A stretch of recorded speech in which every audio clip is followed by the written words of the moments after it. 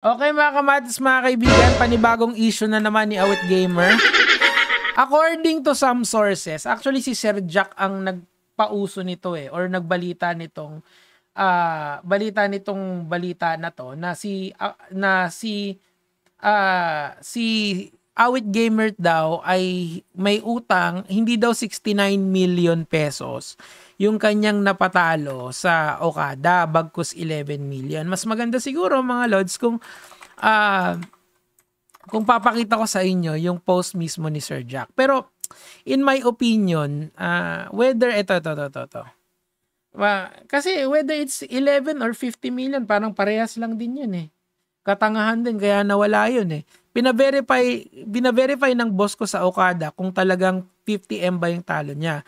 11K lang daw kahit kailan ka talaga awit. Mukhang meron kasing problema si Sir Jack at saka si Awit Gamer. Well, ewan ko sa kanila. Hindi naman ako nakikisali dyan sa ganyan. Pero still, 11 million and 50 or 69 million is still a lot of money. Diba? I mean, normal, tayong mga regular na tao, hindi natin alam yung ganyang karaming pera or kung naranasan man natin yan sa buong life na natin, di ba? Kaya pala wala yung luha sa iyak mo. O nga, kasi nga, meron pang tugtog, diba? Ayan, kahit magkano ba naman ang talo mo, sana di ka nagsinungaling. Anyway, sana malampasan mo yan. Unblock mo na rin ako, comfort kita. Yung damang-dama mo yung lungkot, kwento niya na nung verify mo, pinangibabawan ng inis at sinungaling. Sige, mamaya magko-commentary tayo dyan kasi gusto ko lang din bigay sa inyo yung take ko rito. Pero yung balita muna. Okay, so sabi dito, pati talo tinubuan times 5 sa bagay kwento niya yan. Okay, sabi ni Sir Jack. Okay, so pumunta naman tayo dito kay Awit para patas yung pagbabalita natin. Hello guys, daming kumakalat na hindi daw po ganun yung natalo sa akin na higit 60M na kesyo 11M lang daw. So this is a direct reply or indirect reply kay Sir Jack. Okay?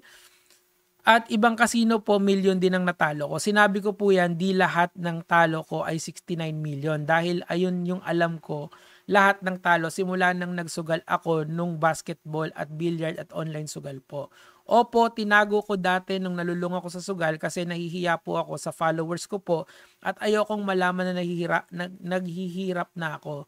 Lahat na po yon sinama ko na dahil lahat na yon ay nasunog sa sugal mula ng billiard ako at mula nag-basketball ako at simula nung nag-online casino ako, ang hirap basahin. Ibinenta ko mula sa sakyan. Okay, sige. Ito yung kahapon na sinasabi niya na nabenta niya na ang lahat dahil sa sugal. Okay?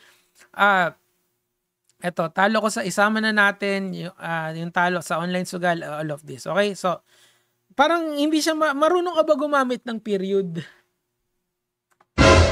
Hindi nga, seryoso.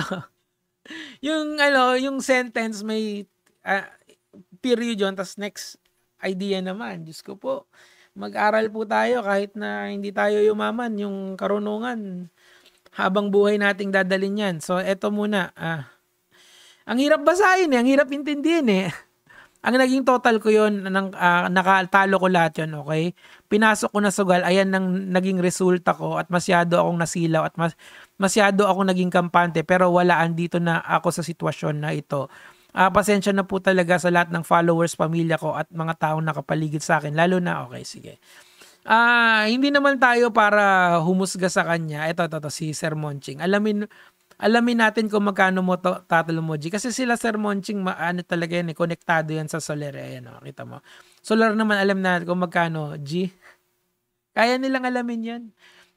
Malalim yung connection nila. Now, bumalik naman tayo dito sa ni Awit Gamer. Okay, pakinggan lang natin ng konti. Pwede makahingi ng 20 mil. Humingi ng tulong, bakit? Isang araw.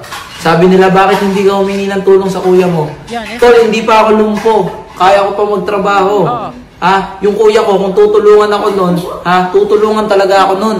Ito hindi ko maintindihan dito Hindi siya humingi ng tulong kay Wamos, pero nangutang siya sa maraming mga influencer. Kay Kabugo, kay Doggy, si Jonah din, according sa kanya, hiniraman niya ng pera So, bakit hindi ka humihiram doon sa kasarili mong kadugo, kasangga mo mula nung simula hanggang ngayon, pero doon sa ibang tao, okay lang humiram ng pera.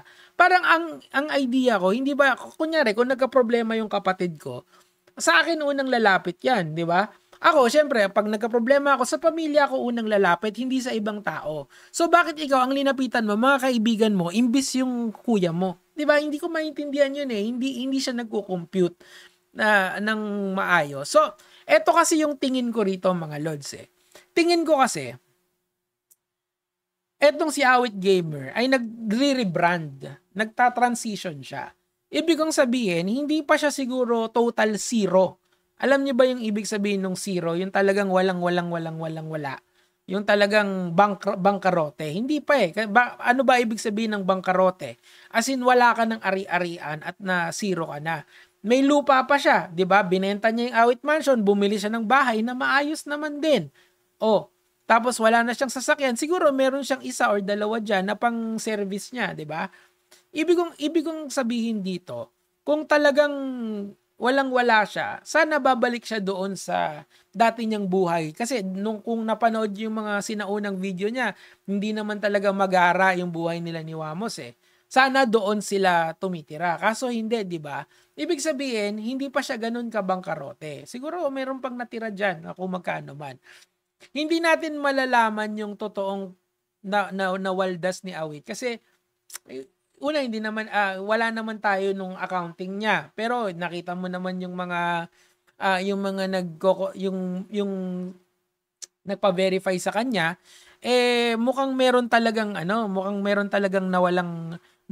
malaki talaga yung nawala sa kanya. Point here is that, tingin ko, since bawal nang mag-promote ng sugal, etong mga vloggers na to, including himself, is nagre-rebrand na sila, nagpipivot na sila doon sa next big thing, kung ano man yon. Pero, sa ngayon kasi, hindi ka na pwedeng dumikit sa sugal. Bakit po?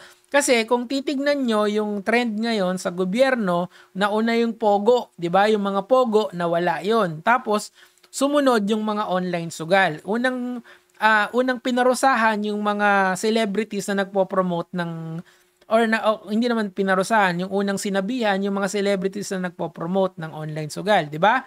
So, kinastigo sila. Tapos sumunod naman etong mga illegal na sugal na pinopromote ng mga influencers kagaya ni Awit.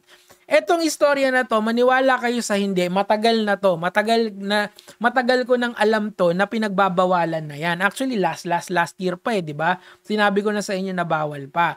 Na ang pinaka nakakatakot dyan is pag tinarget na kayo ng gobyerno natin. Kasi the government will stop at nothing. Kahit nasabihin mong milyon-milyon yung napanalunan mo, kung merong willpower ang gobyerno na habulin ka, hahabulin ka talaga. So, it's best na mag-disassociate ka na, lumayo ka na dun sa sugal at mag-rebrand ka na. Ang perfect nung timing. Kung kailan siya nagbawal talaga, tsaka siya nagangas-ngas ng ganyan. Bukas malalaman na natin, di ba? Na yung SONA ay isa sa mga malalaking talking points nun is yung online sugal. How convenient! How sakto! Ang ganda ng timing nung bawal na tsaka tumigil. Kasi kung talagang desidido kang tumigil, dapat noon pa, last year pa dapat. I mean, pag nanalo ka di ba nga dati, milyon-milyon yung nananalo niyan. Ang hirap kasi, Awit, and this would be my final word on the matter.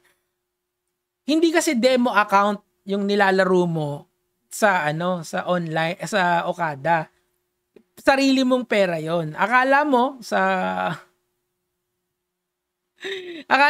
applicable yung demo account doon sa mga totoo, pero hindi, 'di ba? So, sana lang mga lods, hindi ko naman kayo totally pinipigilan maglaro ng legal na sugal. It's legal for a reason, pero sana yung means nyo or lang mo in moderation lang lagi. Tapos doon naman sa mga vloggers, wag niyo naman gawing stepping stone to para mag-rebrand kayo ng kakala nyo ang babait nyo dahil tumigil kayo. Maniniwala sana ako kung nung kasagsagan kayo tumigil ngayon lang kayo tumigil na pinagbawal How can that be genuine? Nakukuha nyo ba mga lods? Anyway mga kamats, mga kaibigan, sana Ang hirap kasi pag tinitingnan ko yung views, parang bentang-benta siya sa tao na nagsisisi na talaga siya. Kasi wala namang kwenta yung repentance, wala namang kwenta yung awareness kung hindi ka magiging accountable sa actions mo. Yun yung pinaka eh. Now, I would like to see our government na panagutin tong mga vloggers na to for promoting illegal na sugal. Alam nyo naman nung simula na illegal yan eh. Pero promote pa rin kayo ng promote. So, tingnan natin kung ano magiging action ng gobyerno regardless of what they say. Yun lang naman po yung sa akin for today, mga lod.